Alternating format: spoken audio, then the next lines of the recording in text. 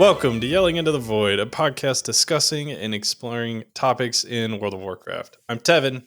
I'm joined as always by Scott. And guys, we finally have a release date that I think we've had for a while now, but I don't know why Wowhead just decided that today they were going to tell us that June 17th was the release date for 1117. But hey, June 17th is the release date for 1117. Well, it's because Blizzard posted that 1117 preview thing. Well, I still we knew this date though. No, we definitely ago, knew. didn't we? We definitely knew. Yeah. I don't just make up dates. If I know a date, it's because the date is known. Yeah. Just like your theoretical 11/2 date. Oh, August 5th? Yeah. Yeah. We'll see. We'll see when I'm 100% right. You just don't make up dates though. No, it's not made up. It's called intelligent guessing. Okay. Deductive reasoning. Sure, we can call it that too. Well, guys, if you can't tell, Scott and I have literally no idea what we're going to talk about today, so it might just be a lot of mindless ramblings. I think if I had to guess, I think we're going to talk about the video game World of Warcraft. That is true. We will at least talk about World of Warcraft. Yeah. That is one thing we will do. Sure. But, well, I guess news for the week, Scott. MDI finals happened. It did. So Echo won, as you know, Echo does, or Wunderbar. I watched the final hour of the final day of the finals. That's all I watched. And it was a pretty exciting hour. I'll say that. I unfortunately did not catch it, but I did hear that going into the final key of the day, it was very close and looked like Wunderbar was not going to win. Yeah, they had been trying to Wunderbar had been trying to improve their time on Brewery, and they had been trying to improve their time. Mandatory had a minute and a half lead, and then Wunderbar did a good Brewery run that dropped that down to 36 seconds, and then they went and did Brewery again, trying to pick up this 36 seconds. While Mandatory was in a theater of pain trying to improve their time there because they were both tied on points. It was just a matter of who had better times. And Echo, Wunderbar, pulled out an absolutely absurd final 21 Brewery run. We're talking, they dropped their overall time by a minute and a half. A minute and a half at that key level with that level of practice to be able to improve that much. It's that's when you're the champion, right? When you find another gear, get to another level and just freaking own. And that's what they did. They played their asses off and they won. They were down by 36 seconds going into the final keys. They won by 55 seconds. That's how much time they gained in that one single key. And man, I mean, that's impressive to watch. That's for damn sure.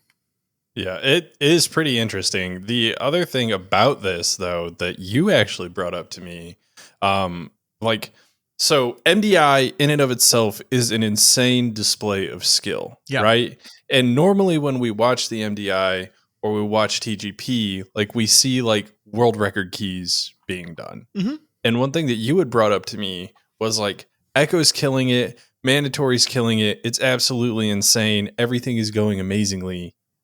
And then you were like, yeah, and by the way, every key has the world record label on it. And it's just yep, that is actually insane. But why? What did that come down to? Just tertiaries? Is that literally the only thing? I think so. I mean, for people that don't know, the tertiaries, leech, avoidance, speed, these are things that have historically just not been on gear in the tournament realm. These are random rolls on stats that we get on live. But on the tournament realm, they don't exist. In this MDI, this is the first time they allowed you to put tertiaries on your gear. I think there was I'm not 100% sure of this, but there was probably a vendor that just allowed you to throw tertiaries on all your gear. And so not only was everyone pushing BIS gear as they normally do on tournament realm, they were pushing BIS gear and stacking avoidance like crazy.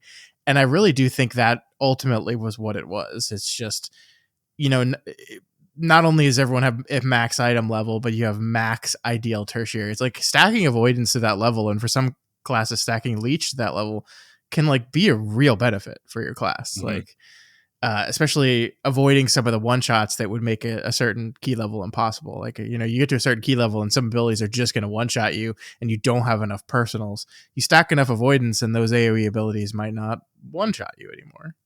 Right. So yeah, big difference. I wonder if part of it's just they definitely put the turbo boost stuff in the final week too. Like everyone was at like 684 or whatever. And I'm not sure if, I guess there's been enough time for everyone to be 684 on live, but I think the item level disparity is probably a bit better. And yeah, having the tertiaries, I think made all the difference. And just like these teams are like the best players at the keys in the world for sure. Mm-hmm.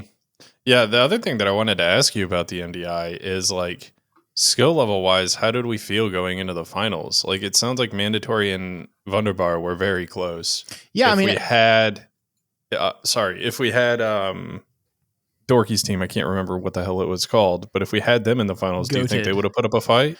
I think so. I mean, like, you can never really say. So this is again just intelligent guessing, but I mean, I think Mandatory and Wunderbar and Miscount to a lesser extent were all right in there. I think Miscount lost by a single point.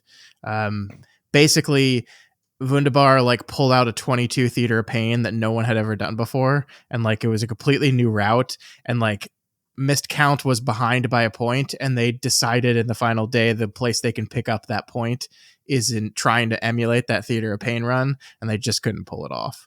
And then on Mandatory side, they pulled off a 22 Cinder Brew that no one had ever done before, and I don't think Echo even tried that one. I think they had their 22 Theater Pain to match the 22 Cinder Brew, and then they just played on time. Right.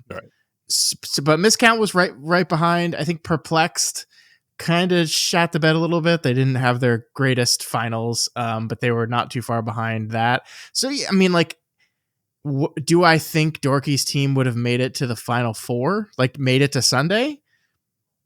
Yeah. I mean, I might be a little biased there, but yeah, I think their team was pretty solid. They had a lot of experience, and they were playing very well together, and they were giving both like they were in that cup with Mandatory and Perplex, two very good teams, and they were looking like they had a real shot to make it out of the top two. Had things not gone not the way they wanted them to. So like in a world, I guess, where we say they're not banned or they're not disqualified, they get to Sunday, and if they're in the global finals, it means they beat either Mandatory or Perplex to get one of those top two slots. So in that world where it's goated in that instead of Perplex, let's say, I think they can make it to top four for sure.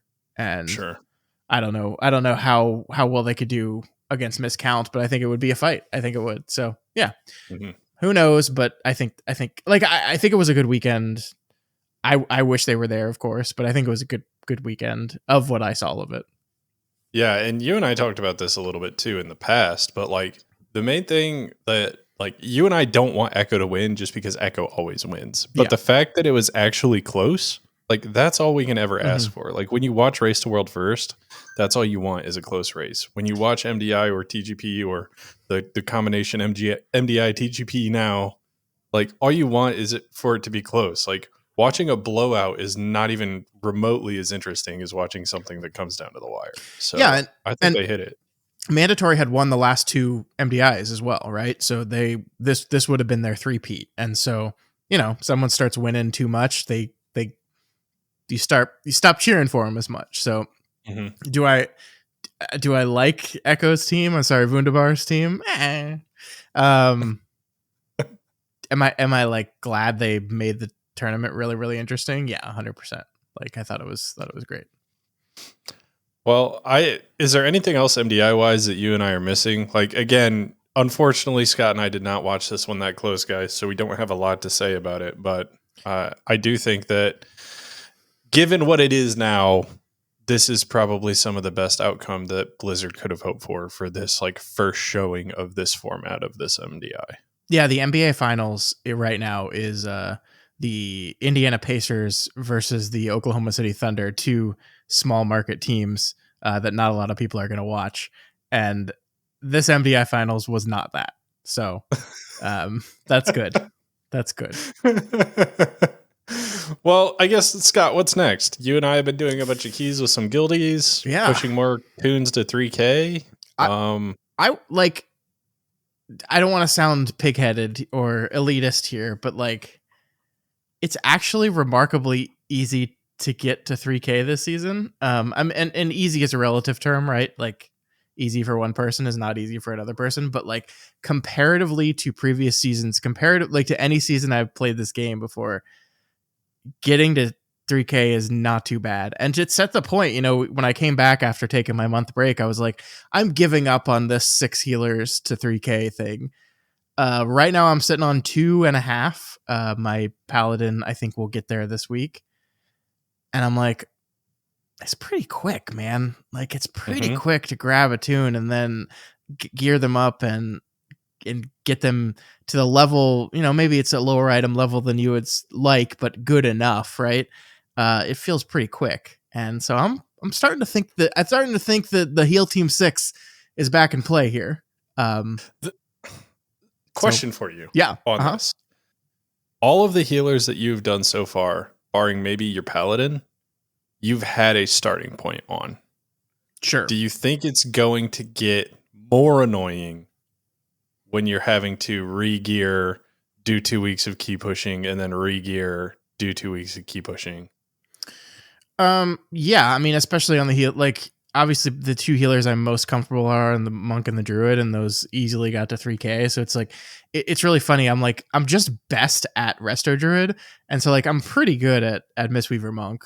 But there were some of those 13s that were harder to heal, and then I got on my druid, and it's just like, this is easy, man. I feel like I can do infinite healing. There was never any part in any of those dungeons on my druid that I felt like I was even sweating, really. I just felt, I think resto druid is just like very good right now. And I mean, paladin feels good. I have a little bit of experience with it. So like, once I'm down to like evoker, that's when it's going to get really hard. It's going to be very difficult because I played Evoker season 1 of Dragonflight, not very high. I struggled with it, and I haven't touched the class since. I don't love its healing style. I don't love the range issue stuff. So I think that's going to be where the challenge becomes an actual challenge. But I do feel like with the methods of gearing that are available, like getting, like, we have a friend who decided he wanted to tank randomly, and he leveled a Death Knight and got it to like 649 in what felt like a day. And so like getting up to like, once you're in the 650s, I feel like you're doing 10s, and like maybe you need to push in the 660s before you're doing 12s. But like with the uncapped, you can just run, like, when you're doing like 10s and 11s and 12s, I feel like your crest acquisition rate is so fast.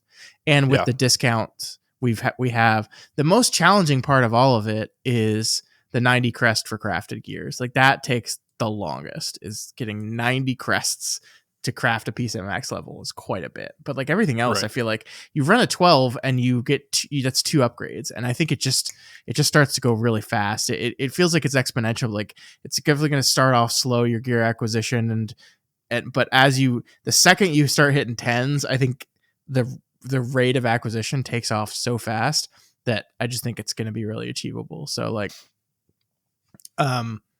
I think Mythic Plus is in a really good spot right now. Like, you know, we went into the season really worried about like, is this going to be a hard season for healers? And I mean, maybe at like the top end keys that I'm not doing, the answer to that question is yes.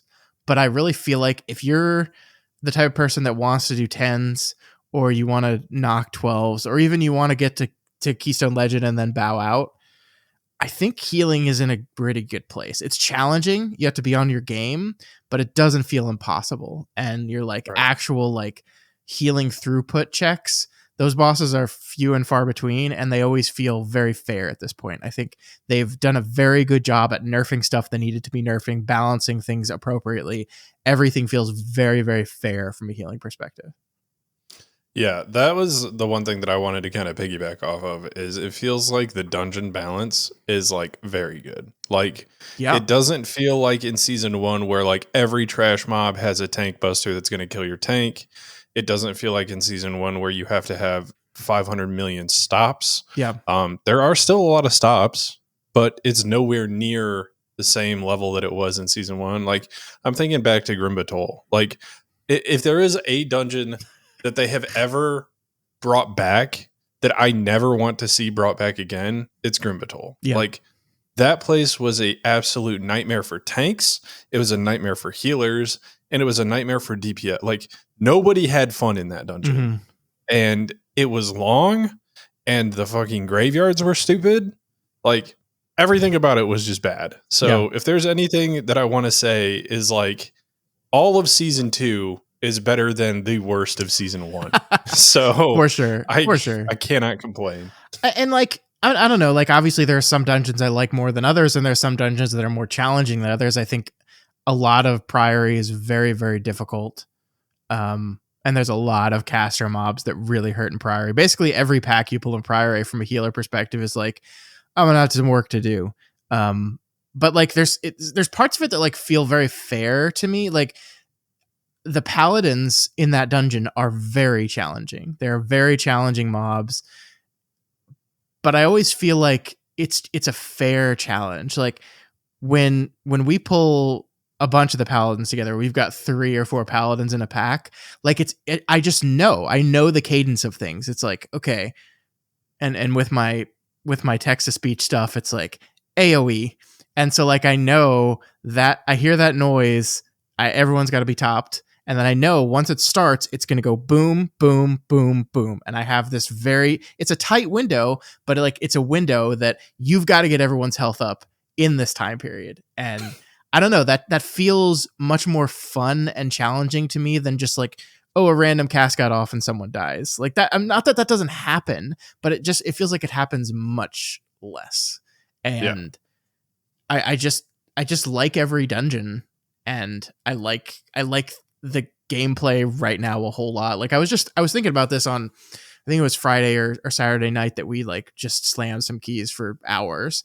And I was just like jamming to music and healing these keys and joking around. And I was like, man, I really love this game. Like I just really love this whole thing. Like it's just fun. It's just really fun. Yeah, with the turbo boost too, like being able to just get your characters in there and get your hands dirty and not have to do the whole like, okay, I got to do 15 fucking delves before I can even step foot in them. Like, yeah, it's amazing too. So like, they really did do a lot of things right with season 2, and I completely agree with your sentiment of like, it's just fun right now. Yeah, it's super fun. Yeah, and as much as I made fun of the stupid world event that was added in 11.15. From a gearing fresh alts perspective, it is very good. Like you do the daily quests and you do the event. Your weekly gives you a token that gives you a piece of championship gear, and then like all the daily quests can drop gear, and the event itself drops boxes if you do enough stuff that can drop gear. It feels very fast. I'm on my paladin right now, who is sort of like he started like 620 something, so it wasn't like I was a fresh 80 rolling into the stuff, but I very quickly have gotten him up to, we did some 9s last night and it was a joke, and I think my goal is to get a 10 time before the reset and then go crazy next week and finish him off, because I think that's achievable.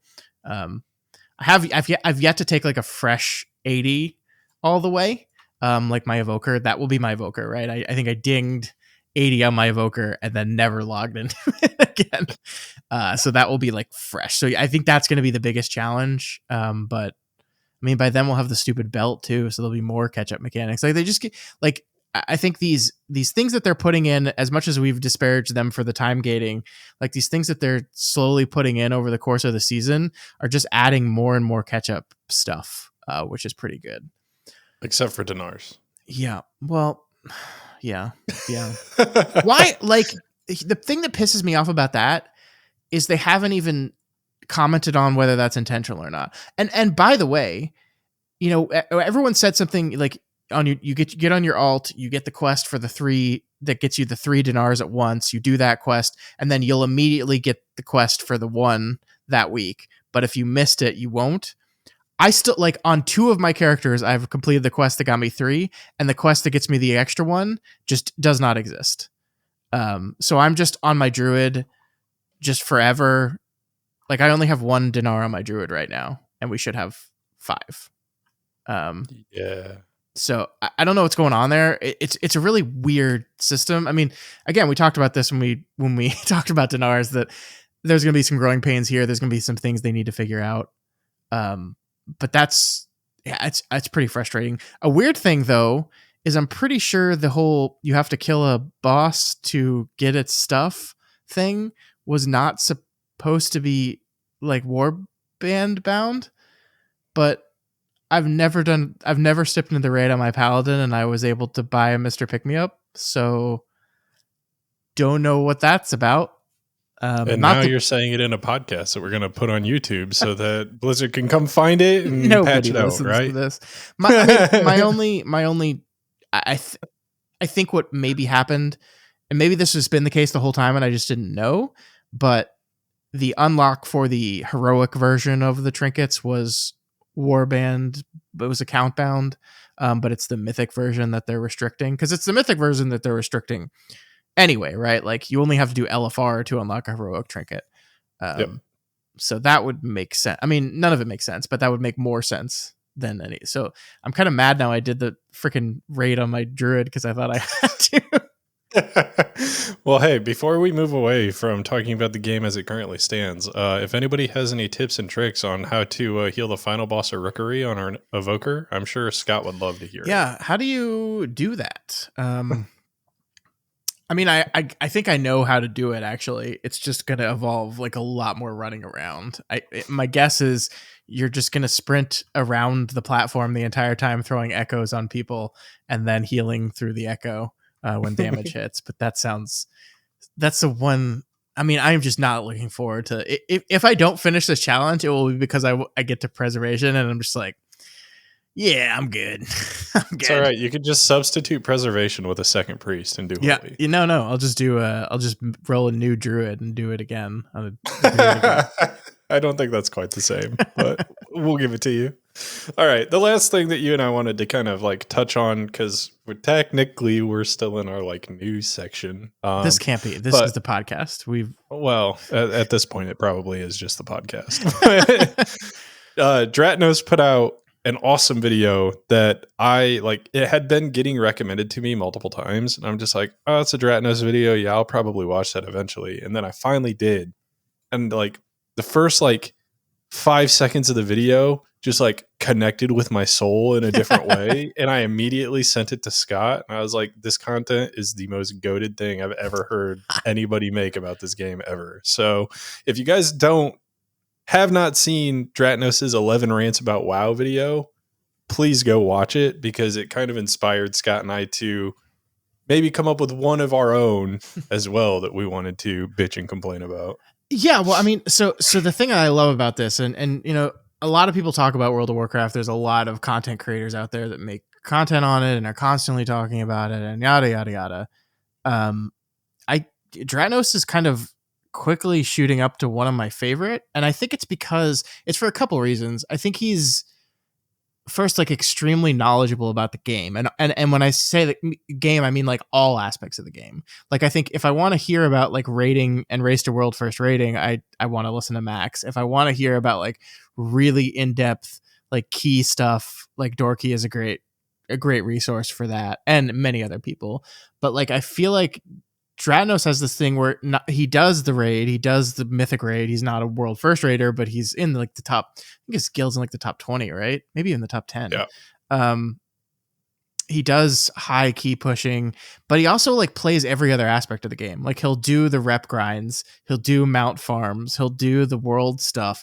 Like he does all this stuff too, and he just is a very, very well-rounded player that has the knowledge about just about every part of the game. And not only does he have the knowledge, I think he deeply loves this game. Like he does. And so even when he puts out a rant video that's like, here's 11 things I have a problem with in World of Warcraft. They all come from a place of, look, I love this game, and here's the things about it that, despite my loving it, really bother me. And like, it's a 9 out of 10. If they fix these 11 things, it would easily be a 10 out of 10 in my book. And I love that. I love that perspective on it. You know, we see the gamut of opinions on this game, some of them in our own comments, and a lot of them are just like completely dismissive, pessimistic, like, this game sucks. Just and like, we've fallen into that trap a few times ourselves, where we've gotten very, very frustrated with the decision or whatever. But this guy, like, he's just very smart, and I don't always agree with everything he says, but even when I don't agree with it, I'm like, that's a well argued point.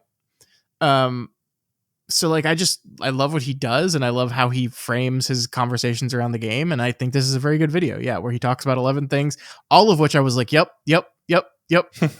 that one too. Yeah, you're right. You're totally right. A lot of stuff, by the way, to pat ourselves on the back, is stuff that we've talked about in the past as well. So, but yeah, no, man, I really like him, and I thought that was a really great video. It was, the one thing that really got me was his very first section on tank aggro, where he was like, this is awful, it needs fixed, but also here's the context to why this was made a thing. Yeah. Because back in Shadowlands, you just had demon hunters throw a glaive and then run across the entire dungeon. And like, I feel like the context is lost a lot of the time, and people are just like, Blizzard ruined aggro and now you can't do anything about it and it's awful and blah, blah, blah. But they don't actually have the context as to why. And one thing that I learned from that is that there's actually a melee threat modifier for tanks. I had no clue that that was a thing. And now I do. So like, if you're in melee range of the mob and you hit them with a melee ability, you are going to generate more threat than if you would ever use a ranged ability. Mm-hmm. Which is interesting. I didn't know that. Yeah, I love the way he describes it. It's this very like old school RPG idea that comes kind of from EverQuest and like the early MMOs, where like, bad guys will hate you more and focus on you more if they feel like they can reach you. And that was like very true. And one thing that's fun about EverQuest is, in EverQuest, also the way threat worked in that game, if you were sitting down, the enemy like really wanted to kill you. Mm-hmm. Like, so I mean, there would be this whole, like, you would normally have like a bard or someone else that would actually pull back to the group, and the tank would be waiting, and so the tank would be waiting there sitting, and the bard would run in with the mobs, and they would go right to the tank because the tank was sitting. It's just like, and again, it's like, if you're a monster looking at a threatening group of people, it's like, which is the most vulnerable? It's that one sitting down, they'll never see it coming. It's just like very old school RPG type of design decisions. But yeah, I think maybe once upon a time I knew that existed in this game, but I had completely forgotten it. Mm-hmm. So yeah, I mean, that was cool. And yeah, I think that you're absolutely right, because like, the context of this, it matters so much. Like, again, we've said this before, nobody designing this game wakes up in the morning and then says, I'm going to fuck them over today. There's like a reason for everything that they do. And sometimes the reason is bad, and sometimes the decision is wrong, but like, it doesn't mean there's not context for the decision. And yeah, like, tank aggro is a problem. You've said it before. I agree with you. I've watched it be a problem. And it's especially a problem with if you're 20, 30 seconds into a pull and DPS are pulling off of a tank that's doing their rotation and in melee with the mobs. That seems like that should just not happen in this game in 2025. Mm-hmm. But like, the reason it's not just magically fixed is because there were issues with tank threat in the past, and it being abused, and like, and like all these cascading levels of decisions that create the status quo. And like, it's not as easy to fix as a critic of the choice will make it out to be. Yep. Yeah. The other part about everything that is said here is, not only does he give context, but also like explains a way in which it might be better. Like, mm-hmm. how you could fix this, which is another thing that I think a lot of people miss, is I hate this thing, but I'm not going to give any input on how to fix it, but fix it.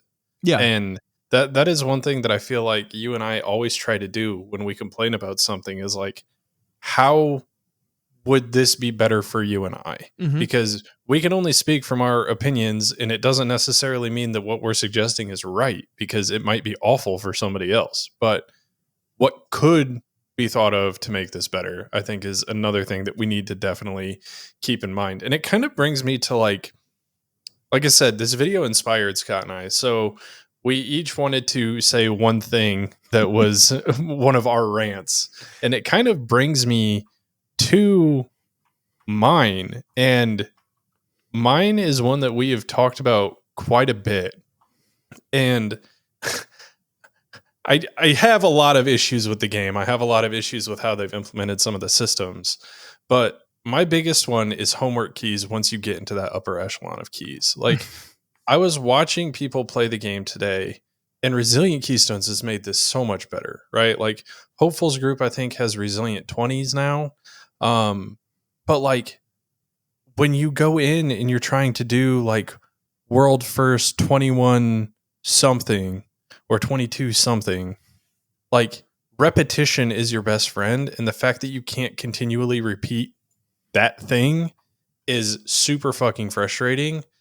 And this is one of those scenarios where, like, I don't really have a good solution, but I think it is something that, like, I said in the past where it's like, maybe you just get a keystone of a certain level and then you pick the dungeon. Like, Yeah. That's the only thing that I can really think of is like your keystone levels up and it doesn't necessarily lock you to a specific dungeon. But yeah, I mean, that's probably one of my biggest gripes is having to do homework keys all the fucking time. If you mess up, like, you've got 2 or 3 good keys that you can do, and then you go in, you time one. Okay, now you got 1 key, you mess up the other 2. Okay, now you've only got 1 key to do, and you mess up that key at any point. Now you're back to having 3 homework keys that you got to push back up, and it just sucks.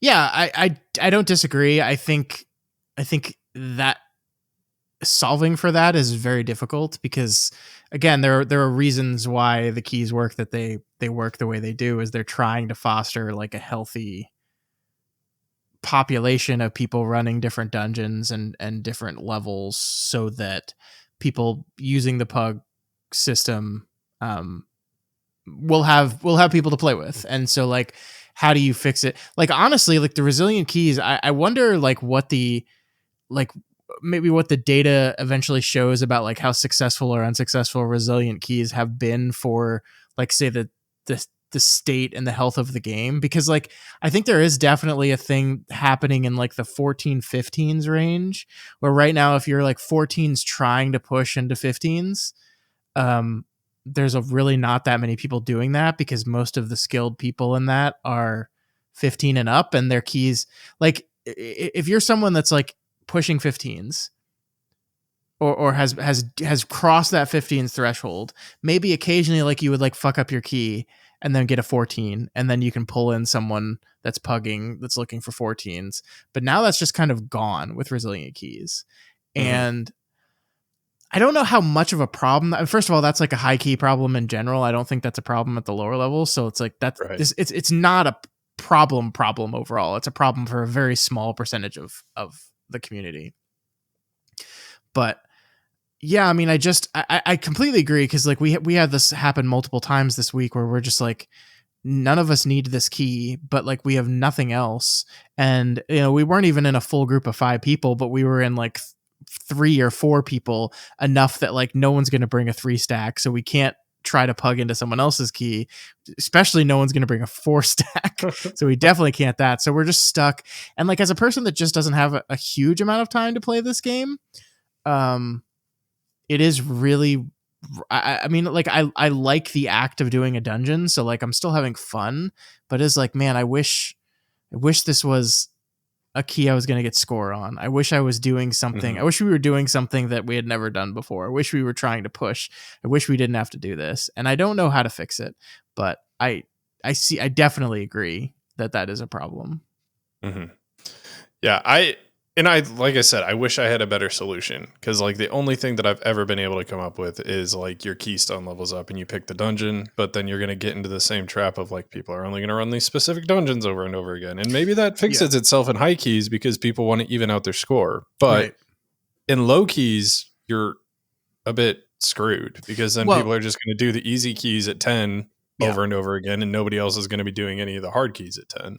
Yeah, that definitely, if you're pugging and you want to get all 10s in a world where you get to pick what dungeon it is, like all the 10s are going to be listed for the easy dungeon. Like just imagine Dragonflight Season 1 with that system, like everyone would be doing Shadow Moon Valley, like Shadow Moon Burial Ground, whatever. Everyone will be doing that key because it's by far the easiest. And maybe part of the solution is continue to improve your parity between dungeons. Like again, there's always going to be an easy dungeon, there's always going to be a hard dungeon. There's like absolute parity is not possible, but if you minimize the difference as much as you possibly can, then it's not as impactful of a thing. Mm-hmm. And maybe part of me like wants them to just try these things and like see what happens, right? Because like we can sit here and speculate and be like, oh, well, if everyone can pick their dungeons, or if keys don't deplete, or yada yada yada, like the population of Mythic Plus is going to be impossible for pugs. You're never going to be able to find a key. And we're just like, that's a guess based on how we understand the people and the system, but we don't know for sure. Like it would be really interesting to see if any other kind of emergent gameplay comes out of that system. Because one thing we are seeing with Resilient Keystones is this tendency of people to like demand tips to run their Resilient that's happening in like 15s right now. Which is insane. Like it's like, I hope like eventually the community just resoundingly rejects that as a thing.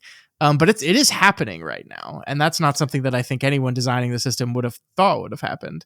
But so, yeah, I mean, like emergent gameplay is always really interesting and not fully predictable. So this is why they have things like season 4s that we're not having anymore, or just like, I don't know, roll the dice and like, I don't know, like, can the game survive like one quote unquote bad season of Mythic Plus? I think season 1 of The War Within proves that yes, it can. So like, if you roll the dice on like season 3, let's say, it's not going to happen this season, but let's say next season, 11-2, they roll the dice and try a no deplete, or you get to pick your dungeon or whatever. They try this, and it quickly becomes apparent, no, this didn't work, and it completely kills the population, and no one can find groups, and pugging is dead, and we fucked up. Like, I think the game can survive one bad season. One bad expansion, I don't know, but one bad season, I think it can survive. Well, it's definitely survived bad expansions before, but it definitely can't survive multiple bad expansions in a row. That almost killed it the last time. Mm-hmm. So, was Dragonflight a good expansion? I mean, I don't think it was a bad expansion. Was it a good expansion? Yeah, I mean, it was off the back of BFA into Shadowlands, so sure, anything was good, right? Do you think The War Within so far is a good expansion? Yeah, I would say so. I would say season 1, they were trying to find their footing a little bit, and then season 2 kind of really brought it home. The only thing that really doesn't vibe with me with The War Within is what you and I have brought up a bunch, in that like you introduce this new system and then essentially say fuck you to all the currencies that actually matter. So like you have warbands, but then anything that you would ever want to trade between your warband is not able to be traded between your warband. Yeah. So I think that's really where they missed the mark. That's fair. Yeah. But, what's your one item? Oh yeah. Sorry. Mine is petty and ridiculous, but it's here. So mine was specifically going to be, when you are listing a key that is not your key and you switch dungeons, it automatically switches your dungeon difficulty level away from Mythic Plus, and resulting in you way too many times listing the key at Mythic and not Mythic Plus, and then you're sitting there wondering why no one's signing up for your key, and then you get mad at yourself. I think that's a specific complaint. I think my overall complaint would be I'm not in love with the LFG tool in the game anyway. Like, I use an add-on to make it a little bit better, but I'm just not in love with the tool, and I think there's opportunities to improve it there. What if when you were listing a key, you were only able to select from a dropdown of keys that you had? Like the dropdown was it was populated with the keys that you had, or there was like another option to like list a key that you didn't have. Because sometimes people list keys and they'll be like your key, our carry, and I don't really want to take that gameplay away from them. But like, what if it auto populated with the keys that you had? but then you could like also like choose another dungeon or something like that. Yeah. I like that. I mean, I like that the system will auto-populate for your key. Like that's a nice feature, but it feels like it breaks down. Like, why is it switching to mythic? Like, why is it doing that? Assume like like how many people are listing mythic 0 runs right now? Nobody. So stop it. Don't do that. I don't like it. The other thing that's really weird is when they bring back dungeons that had a mythic difficulty, like in the past, then now there's like 2 mythic difficulties. Yeah.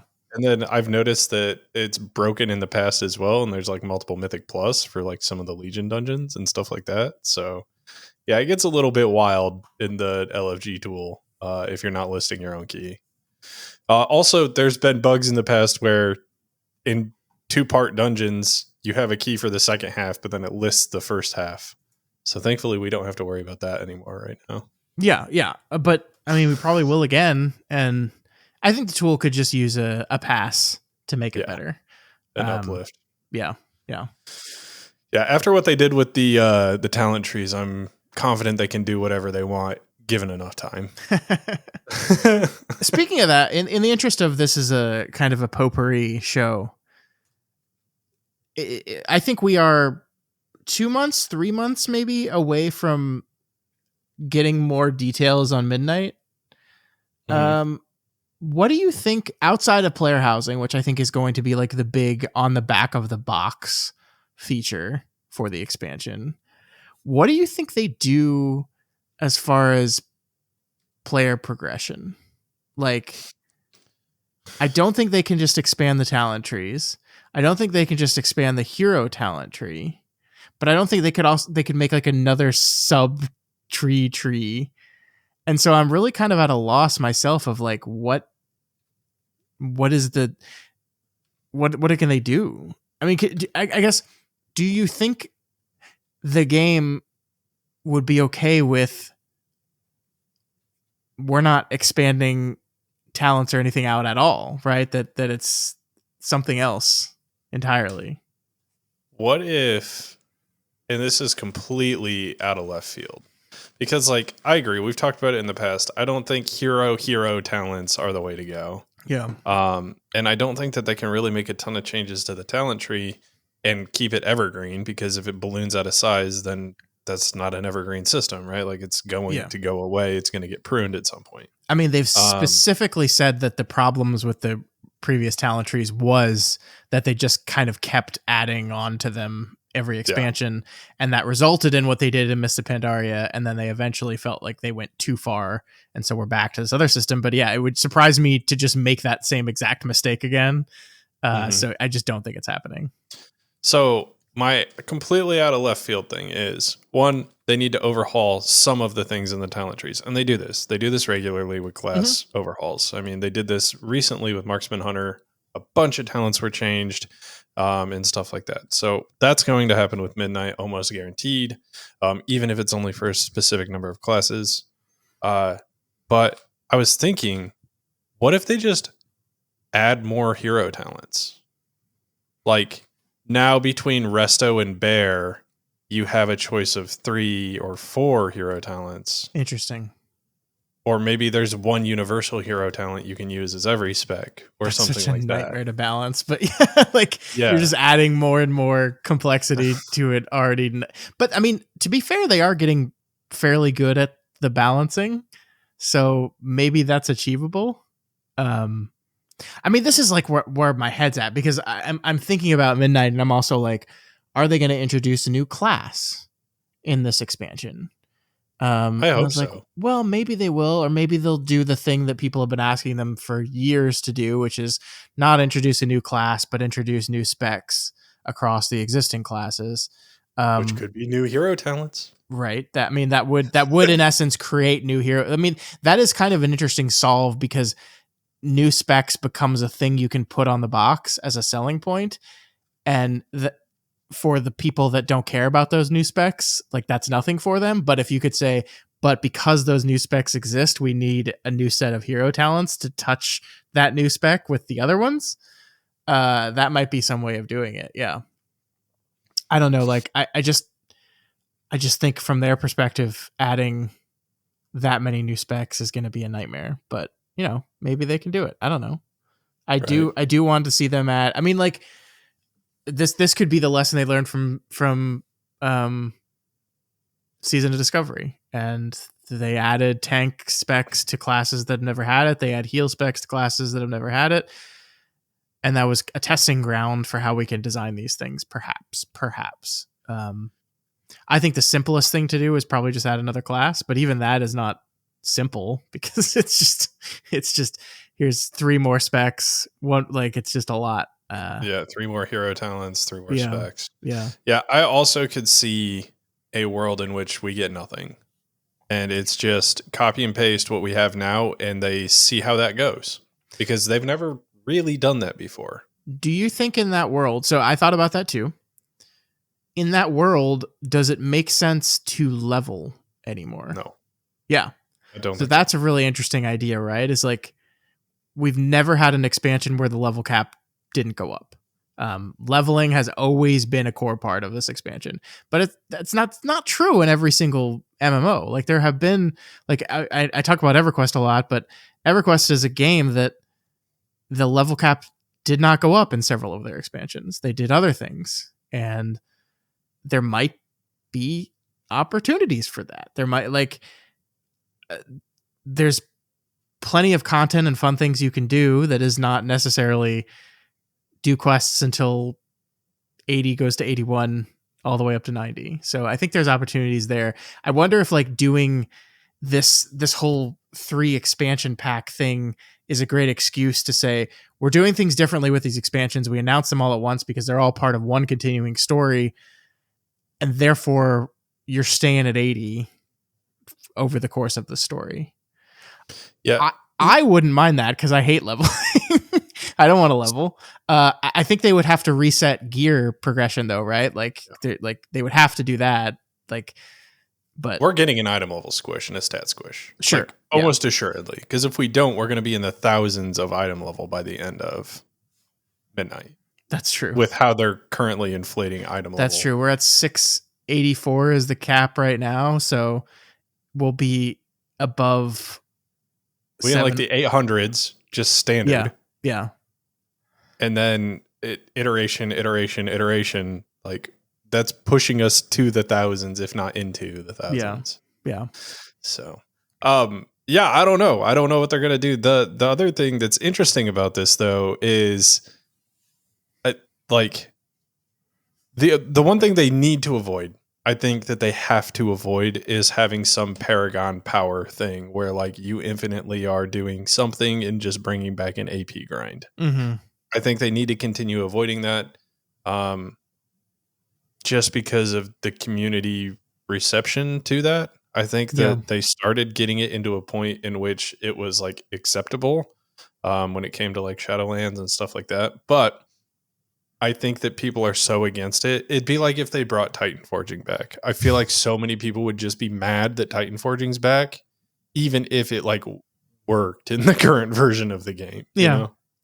Yeah, I mean, we talked about this in the past, but I do think there is an opportunity for them to bring some sort of borrowed power system back to the game in a way that fixes the mistakes of the previous systems.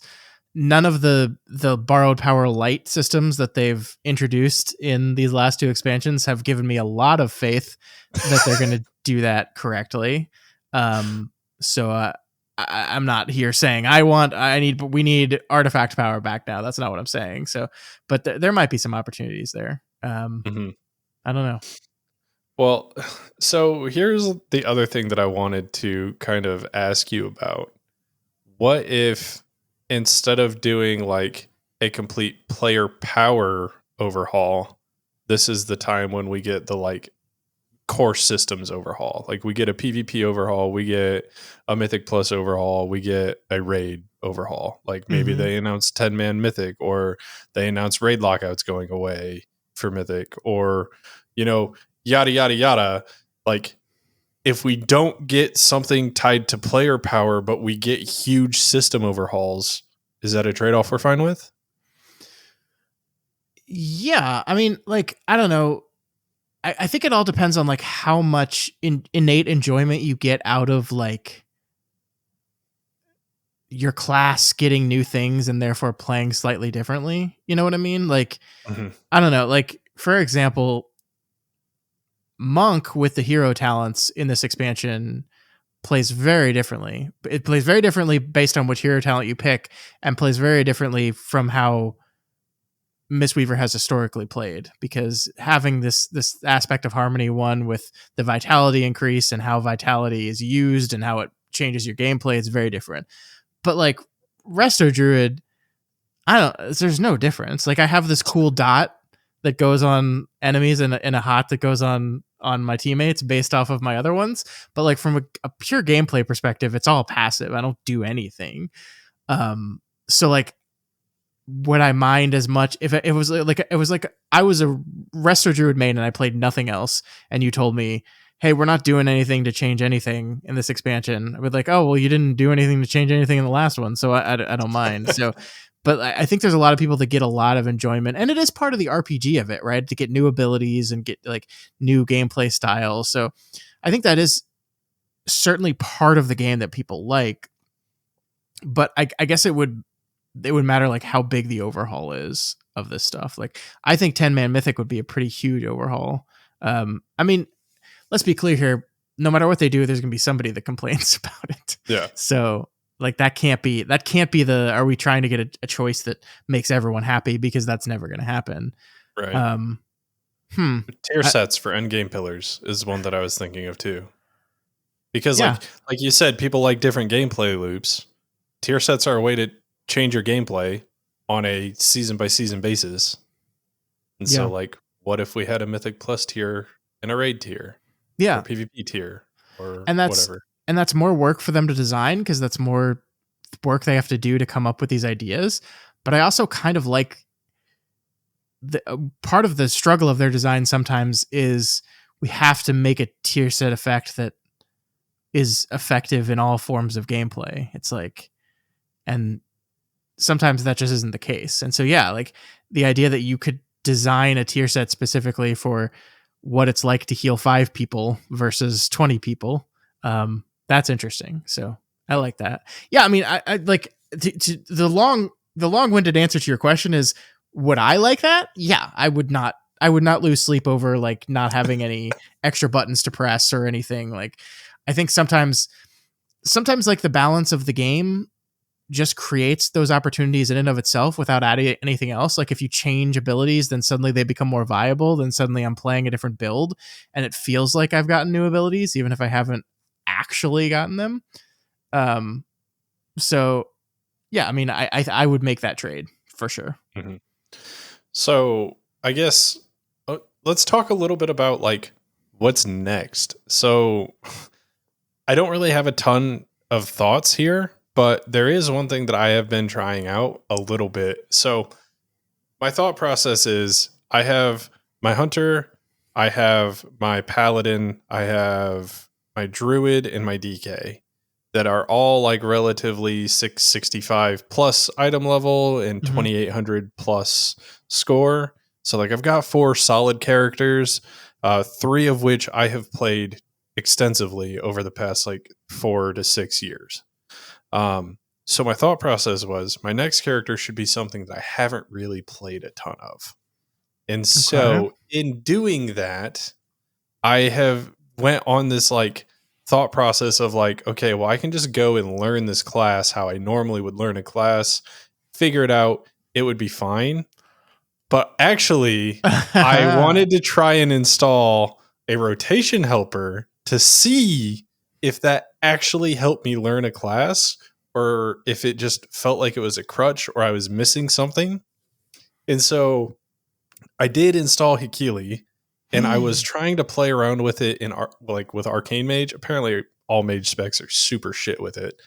But anyways, I was trying it with Arcane Mage, and dude, it is like I have so many things holding my hand playing this game in weak auras and text to speech and everything like that like now also having a bar that I am just staring at constantly to tell me what, like, it's almost more detrimental for me myself because I'm so focused on that because I have I had no basis in what I was supposed to be doing, right?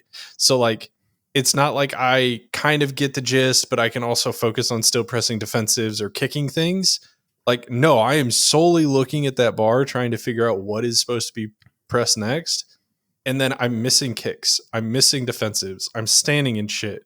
And so like for me personally, this has been a absolute nightmare of a time to try and learn a new class, to the point where like I started watching Hopeful's video to just kind of get the basics of Arcane Mage, and then I was going to try and like do both.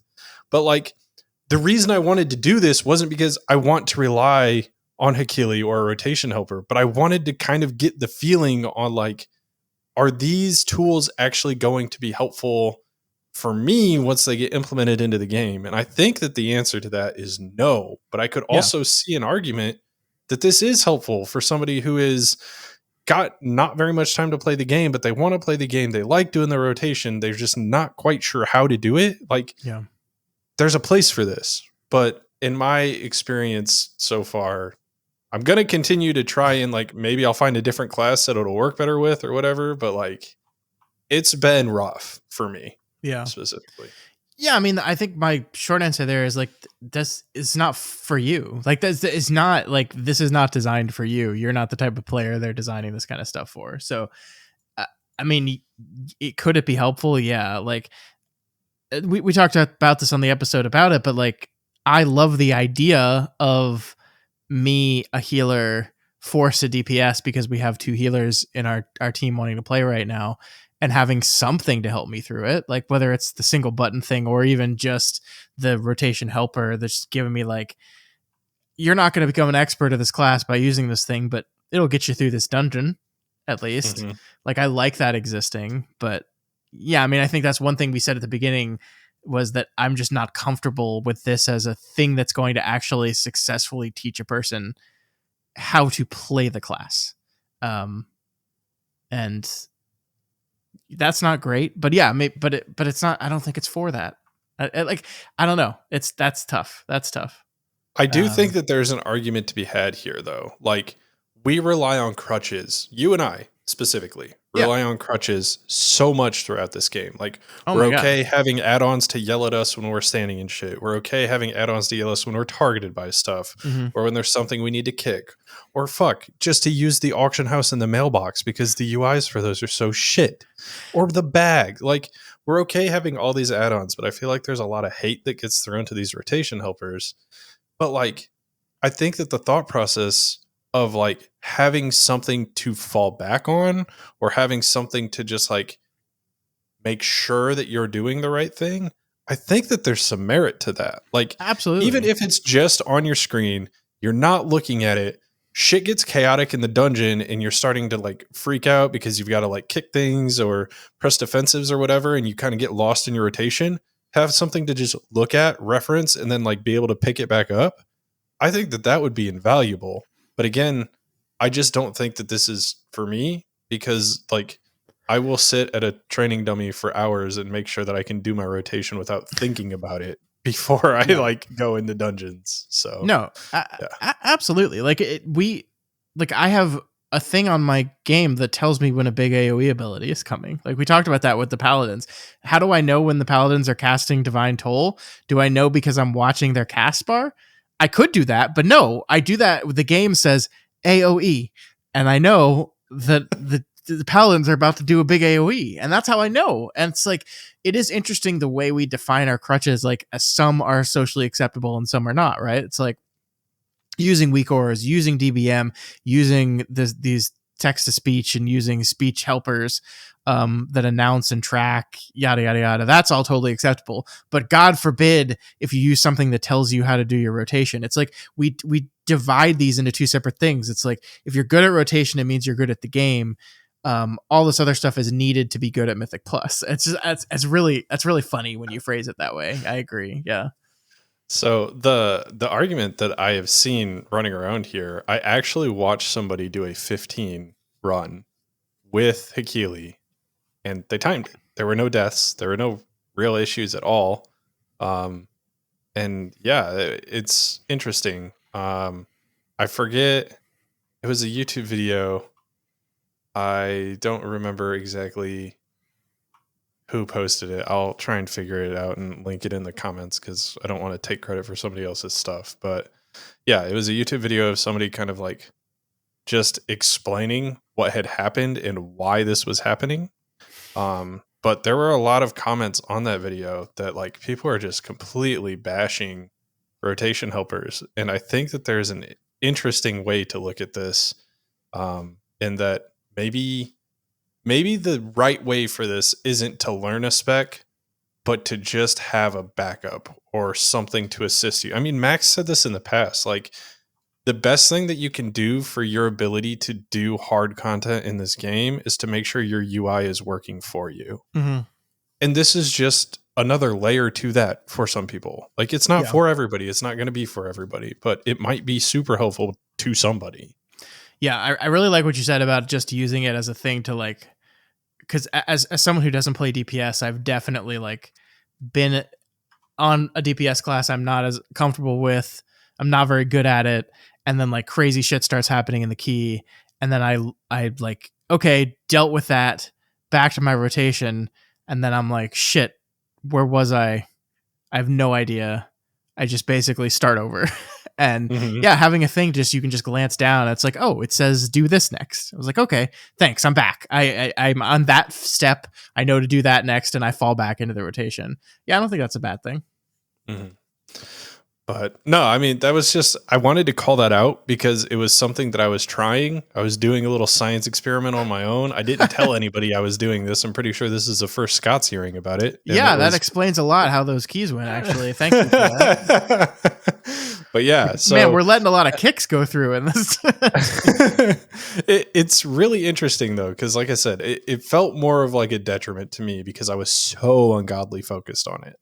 But I think if you use it as like you don't know at all what you're doing and you're just staring at the bar, that's how you're going to feel. Yeah. But if you're using it as an assister to like, you already kind of know what's going on. And then like, if you get lost, you can look back at it. I think that's where it's going to shine. Or for the people who aren't doing necessarily super hard content that need to kick things or press defensives all the time. Like this could just give a starting point for somebody who doesn't actually play the game or have a ton of time to give to the game to learn rotations to be able to play and do things. Which is the majority of people that play this game. Let's be clear. Yeah. That's the most people. So yeah, I agree. I would be interested to see like if you kept it up for like 2 weeks straight of just using Hakili, like how your muscle memory acquisition would go. And like, cause like, I don't know, like whenever I switch to a new class, even if it's a class I haven't played in a while, I'm definitely watching my weak auras much closer than I normally am, right? Because, you know, you play a class enough and you start to like kind of build the timers of your abilities in your head. Like, yes, it's right there, I know, but like you get used to it. And it's like, I know at this point in this fight, my cooldown's probably coming off. Check. Yep. It's like 3 seconds away from coming off. I was right there. And you kind of build that muscle memory and also that cadence in your head of the fights and when you normally have stuff that just kind of becomes ingrained.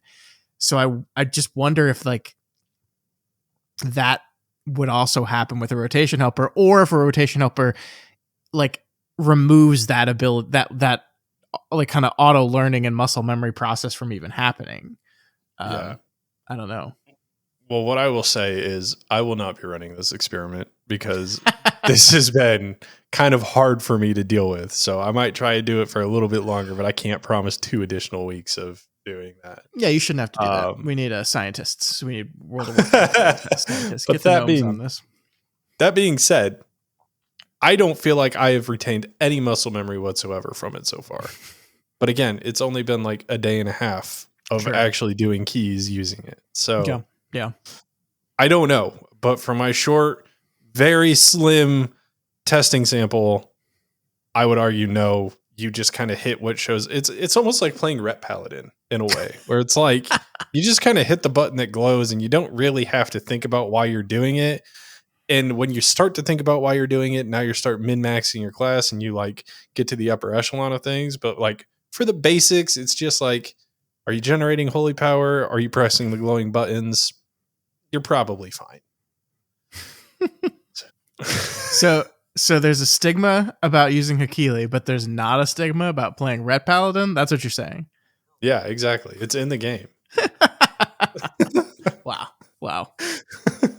Well, is there anything like topic wise that you have, Scott? No, not really. I mean, like we did more horrific visions this week. Got the greater enchant. Not too bad to do that. Fine. Um, we did get a comment last week about like one advantage of the time gating was that it created this really like unique Mage Tower-esque challenge that doing a 5 mask run week 1 without the full talent tree became like very, very difficult, and people were appreciating the challenge. And like I think that's a good point. I like that. Like you can kind of do that whenever you want on your own. Like, but it's really interesting that like no one would ever create that challenge for themselves if like the whole thing was unlocked.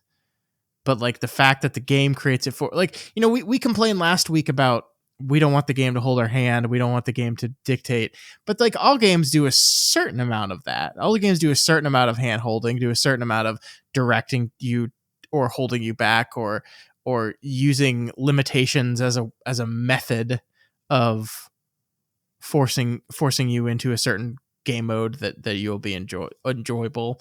Like I don't think that in my mind forgives time getting this particular thing, but it was cool to see someone say, hey, I liked this because I got to do this really challenging thing that I wouldn't have done otherwise. And I'm like, oh cool, I hadn't thought of that.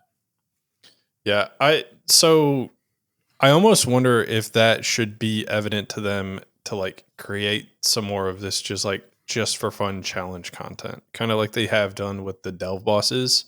I feel like generally people enjoy that, and that isn't something that you really have to time gate. I mean, it could just be something that you do. Like, Yeah. Like for example, I feel like we draw comparisons to Final Fantasy all the time, and I'm so sorry, but It's in the Final other big Fantasy boy 14, in the market, man.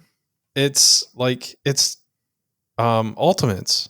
Like there's no reason for ultimates other than to be hard and to get like a cosmetic item. Yeah. There's no other reason for it. So I feel like WoW could learn from that and just kind of do some more of this stuff. I mean, they did it at one point with the Mage Tower, and that was so well received. Yeah, everyone loves that, like universally. They just haven't ever done it again, though. And I feel like, you know, when they talked about the 13th delve, which was the boss, the delve bosses, I feel like they were selling those as Mage Tower-esque of like, here's this very specific challenge that's very difficult. To do the hard one solo is going to be a challenge. And like, look, I'm not saying it's not a challenge, but like I did it in season 1, right? So like it can't be that hard.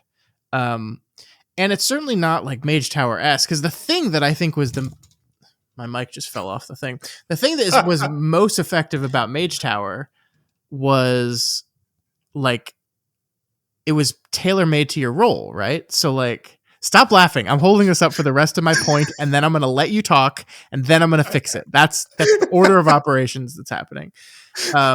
So like a healer in Mage Tower like got to have their healing challenge. A tank got that, and the tank one various levels of effectiveness, but like I don't know, like I feel like what do you think of these delve bosses? Because I don't think they accomplished that Mage Tower-esque feeling at all. So I will try to fill the void while you put your microphone back on. But the thing with the delve bosses that I think is a very big problem for a lot of people is some of the mechanics in them, and it's this way for Mage Tower 2, but are rather annoying.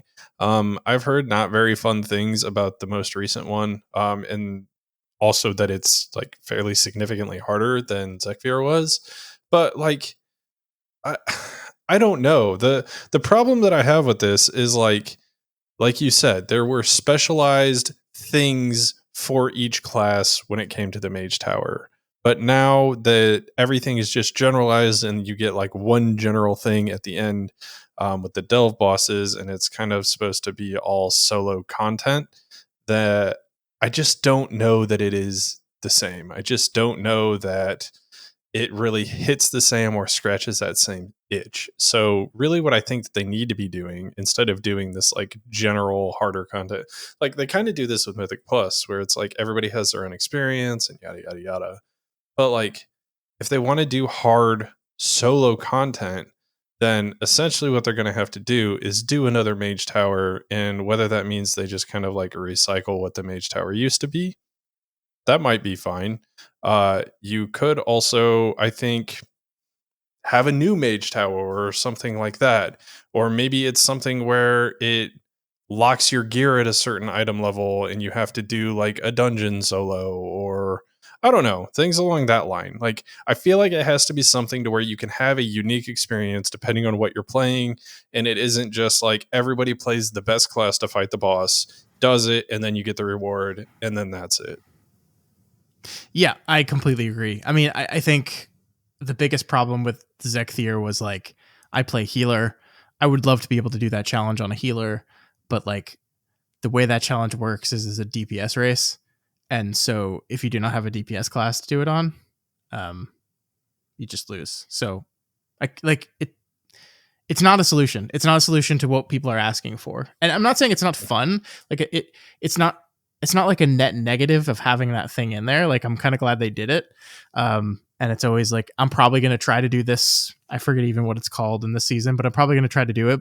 Like, as we get to the end of the season, like I'll probably do the same thing I did last time, which was I had my Mistweaver fully geared up and I just switched it over to Windwalker and said, I can probably play Windwalker good enough to figure this out. And maybe I will. I don't know. But yeah. My mic is like fixed, by the way. It's back. It's back. Yeah, I see that. I was able to chat long enough for you. It took a long. I was worried. I was like, he's wrapping up, and this is not okay. That's all right. I kept going. We're gonna leave all of that in there so that thank you for vamping for me. I appreciate it. Yeah. Anybody on YouTube is gonna be able to watch Scott panic while he's trying to reconnect his mic. Yeah, I don't even know how that happened. But yeah, no, I completely agree. I hope that maybe that's part of the announcement when it comes to like, you can do Mage Tower and get cool things for your player house or some shit like that when it comes to Midnight. Yeah, something along the lines of that. Like, the first iteration of this was the like proving grounds in MOP, and like that was funny because you would see somebody in the group finder and it's like, they're gold and proving grounds, they must be good, blah blah blah blah blah. And it's like, that's not really how it works. And then Mage Tower appearances were like the next step up.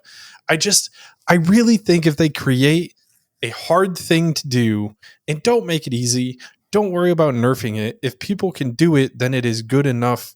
People just need to get good and be able to do the thing. Yeah. But like, to have something like that with just an awesome fucking cosmetic reward at the end, people are going to go crazy for that. Oh yeah.